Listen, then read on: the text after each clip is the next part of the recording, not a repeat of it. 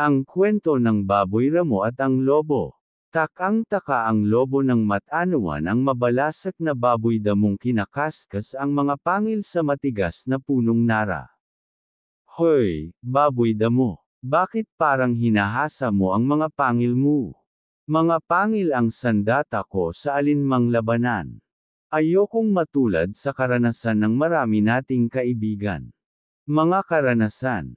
Oo. Di ba walang kabi-abisong sinalakay ng mga agila ang mga supling ni Kalapati sa kanyang pugad? Kung naging handa lang sana ang kaawa-awang Kalapati, patanggo-tanggang sabi ng lobo.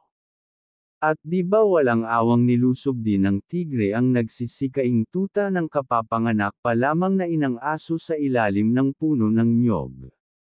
Kung naging handa lang sana ang aso, malungkot na pagsang-ayon ng lobo. Ang kawalan ng kahandaan, kaibigan, ang ayokong pamarisan.